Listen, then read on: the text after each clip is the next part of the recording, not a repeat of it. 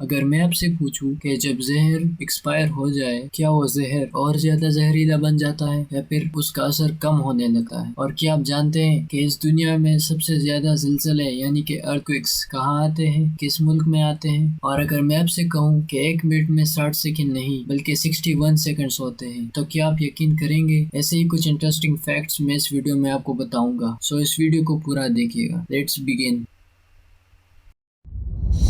Preview.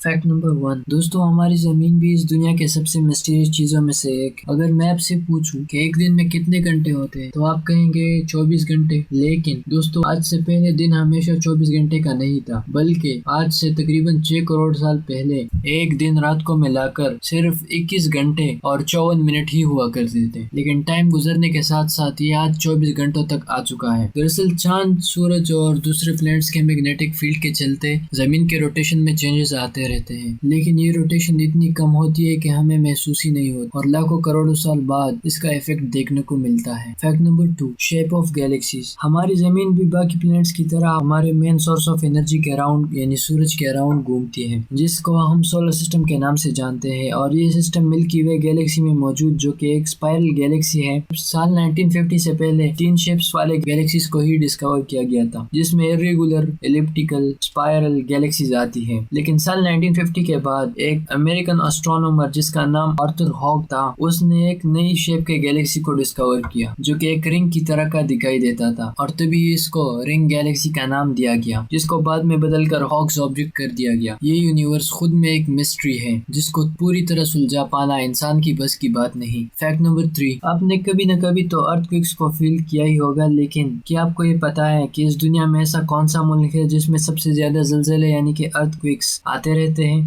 अगर आपको पता है तो कॉन्ग्रेचुलेशंस, यू आर ब्रिलियंट। और जिनको नहीं पता तो मैं बताता हूँ। दोस्तों, इस दुनिया में सबसे ज्यादा अर्थक्वेक्स जापान में आते हैं। अगर मैं आपसे कहूँ गेस करने के लिए कि एक दिन में कितने ज़लज़ले आते होंगे जापान में, तो आप कहोगे कि 1, 9, 2 नहीं, बल्कि जापान में एक दिन में 4 अर्थक्वेक्स आते हैं। और एक साल में 4 multiply by 365 days is equal to 1460 earthquakes आते रहते हैं, literally. Fact number 4। World most expensive movie. आपने अपनी लाइफ में बहुत सी मूवीज देखे होंगे, लेकिन अगर मैं आपसे पूछूं कि किस मूवी को बनाने में सबसे ज्यादा पैसा लगा, तो आप बोलोगे कि Avatar no, Titanic no man, बल्कि इस दुनिया में सबसे ज्यादा पैसा इस मूवी को बनाने में लगा। जी हाँ, इस मूवी का नाम पायरेट्स ऑफ कैरेबियन है, जिसमें तकरीबन 2000 करोड़ रुपए खर्च हुए। Fact number 5। Sleep importance. ये आपके हेल्थ से रिलेटेड एक फैक्ट है। अगर मैं आपसे कहूँ आप खाना खाए बगैर कितने दिन तक जिंदा रह सकते हैं, तो शायद आप में से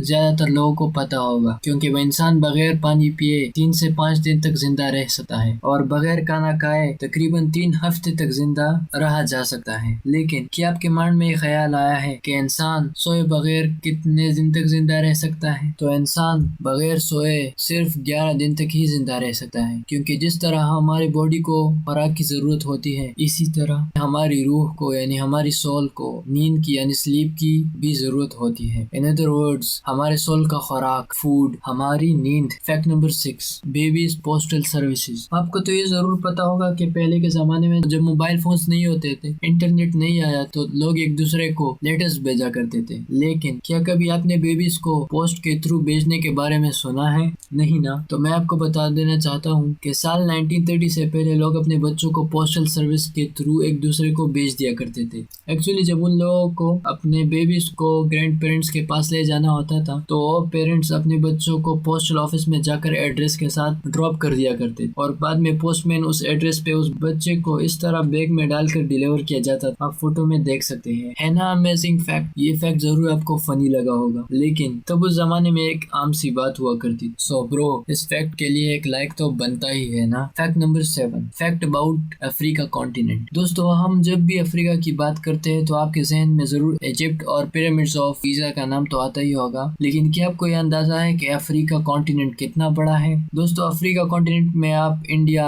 चाइना, मैक्सिको और पूरे के पूरे यूएस को भी थमा सकते। और सिर्फ यही नहीं, अगर आप इन सब के साथ यूरोप के 60% हिस्से को भी अफ्रीका कॉन्टिनेंट में फिट कर लो तो भी पूरे के पूरे कॉन्टिनेंट को कवर नहीं कर पाएगा। सच में अफ्रीका कॉन्टिनेंट बहुत ही बड़ा है। Fact number 8, fact about satellites. इस फोटो को गौर से देखिए, आपको इसमें जमीन के अराउंड कुछ रेड एंड व्हाइट डॉट्स दिख रहे होंगे। आप भी सोच रहे होंगे कि ये आखिर है क्या? तो मैं आपको बताता हूँ। आपको ये तो पता है कि हम internet, Google maps, TV etcetera जमीन के अराउंड सैटेलाइट्स के थ्रू यूज करते हैं, और इस फोटो में ये रेड और व्हाइट डॉट्स कुछ और नहीं बल्कि यही सैटेलाइट्स है जो जमीन के अराउंड प्लेट्स की तरह घूम रहे हैं। ये रेड डॉट्स एक्टिव सैटेलाइट्स को शो करते हैं, और जो ये व्हाइट डॉट्स आप देख रहे हो वो इनएक्टिव सैटेलाइट्स हैं जो कोई काम नहीं कर रहे और बंद पड़े हुए हैं। और अगर इन सब सैटेलाइट्स को काउंट किया जाए तो इस टाइम जमीन के इर्द गिर्द 9000 सैटेलाइट्स घूम रहे हैं, जिसमें से 3400 के आसपास एक्टिव है और बाकी सब inactive. Fact number 9, vegetable using in construction process. आपने सब्जियों को सिर्फ खाने में यूज किया होगा, लेकिन आपने कभी ये सोचा है कि जो सब्जियां हम खाते हैं कभी वो हमारे घरों में कंक्रीट की जगह यूज होंगे? नहीं ना। तो मैं आपको बता देता हूँ कि यूनिवर्सिटी ऑफ टोक्यो के एक रिसर्च में उन्होंने ये कहा है कि वेजिटेबल्स के वेस्ट से बनने वाली ईंटें कंक्रीट से भी ज्यादा मजबूत और पायदार होती है। इस प्रोसेस के दौरान उन्होंने कुछ वेस्ट सब्जियों को सुखाया और फिर बाद में उनके पाउडर बनाकर उससे ईंटें बनाई, और साथ ही साथ ये दावा भी किया कि सब्जियों वाले ईंटें आम ईंटों से काफी ज्यादा लंबे टाइम तक चल सकती है, जिससे हमारे घर ज्यादा टाइम तक खड़े रह सकते हैं। दोस्तों फैक्ट नंबर 10 बताने से पहले अगर आपने ये चैनल सब्सक्राइब नहीं किया तो प्लीज चैनल को सब्सक्राइब और इस वीडियो को लाइक कर लीजिए। चलते हैं नेक्स्ट फैक्ट की तरफ। Fact number 10, fact about poison. दोस्तों जहर को देखकर कभी न कभी आपके मन में भी ये आया होगा कि अगर जहर एक्सपायर हो जाए तो क्या होगा? क्या वो और ज्यादा जहरीला हो जाएगा या फिर उस जहर का असर खत्म होने लगेगा? इसका जवाब देने से पहले मैं आपको जहर यानी पॉइजन के बारे में कुछ बातें क्लियर कर देना चाहता हूँ। जनरली जहर 2 टाइप्स के होते हैं। नंबर 1, वेनम, यानी कि वो जहर जो सांप वगैरह में पाए जाते हैं, जिसको खुद उसकी बॉडी तैयार करता है, जो हर किसी को मार सकती है। नंबर 2, केमिकल पॉइजन, यानी कि वो जहर जो केमिकली लेबोरेटरी में बनाया जाता है आर्टिफिशियली, जो कि साइंटिस्ट केमिकली लेबोरेटरी में बनाते हैं। तो क्या ये दोनों एक्सपायर हो सकते हैं? अगर एक्सपायर हो गए तो क्या इनका असर खत्म हो जाता है? सो